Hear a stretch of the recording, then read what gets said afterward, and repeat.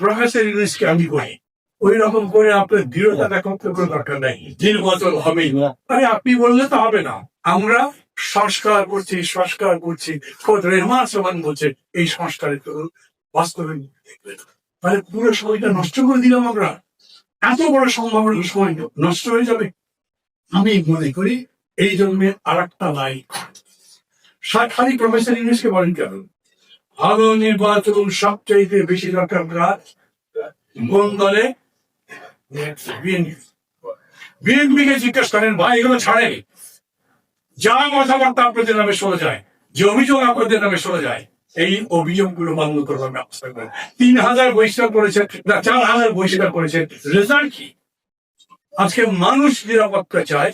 যদি একটা দুটো বড় দল বলেন প্রফেসর ইউনুস আপনারা বড় দুষ্কৃতা করবার কোনো কারণ নেই, আমরা আছি, নির্বাচন যাতে সবার কাছে গ্রহণযোগ্য হয় সেই দায়িত্ব আমরা নিচ্ছি।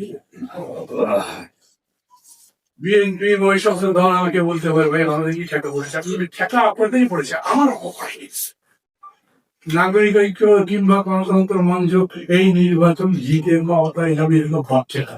আপনারা কেউ ভাবছেন আমরা ক্ষমতায় যাবো, স্বপ্ন দেখছেন 2-3 জিতবো, আবার কেউ মনে করছেন বিরোধী দল হিসেবে এইবার আমরাই করেছিল।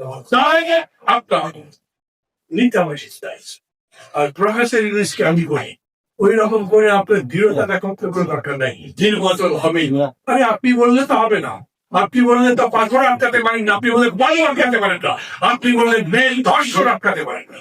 কারণ আপনি যে গভর্নমেন্ট চালান সেই গভর্নমেন্ট সম্পর্কে আপনি পরিপূর্ণভাবে জানেন না, তারপর আপনার নিয়ন্ত্রণ নেই। কিন্তু আপনি এটা করতে পারতেন, এই আলাদা করে 3 দল আলাদা করে 7 দলকে টাকা দিতে একবারে সমস্ত দলকে রাখতেন, দেখে বলতেন লোক এইটা হলো বাংলাদেশের চিত্র আছে, যেমন এখানে আছে চট্টগ্রাম বিশ্ববিদ্যালয়, সব বিশ্ববিদ্যালয়ের অবস্থা যেরকম করে ভোটের সংখ্যা এরকম বিপদ তিনি মনে করছেন, এবং তিনি বলবেন আমি চাই আপনারা আমাকে সাহায্য করেন যাতে এই ভোট আমি ভালো করে দেয়।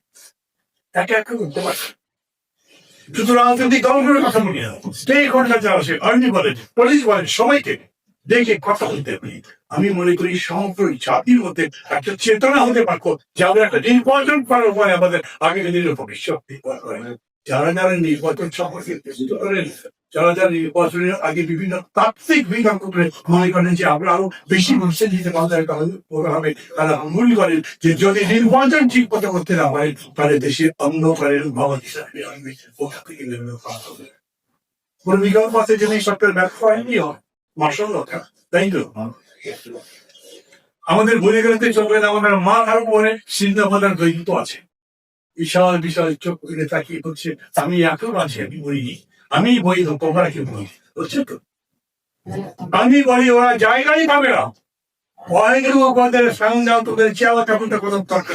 আমরা যদি রাজনীতিক প্রক্রিয়া ঠিক করতে পারি, আমাদের রাজনীতি নির্মাণ করতে পারি, গণতন্ত্র যদি নির্মিত হয় তাহলে সমস্ত আমাদের আজকের দিনে এটাই শপথ হওয়া দরকার। আমরা ঐক্য চাই, জাতীয় ঐক্য যখন জড়িত হয় কি সাকি যদি আমার বিরুদ্ধে যান তাদের বিরুদ্ধে বক্তৃতা করবো, সাইকুল সাহেবের বিরুদ্ধে বক্তৃতা করবো না, আমার প্রতিদ্বন্দ্বী হয় আমাদের পরস্পরের মধ্যে সমালোচনা।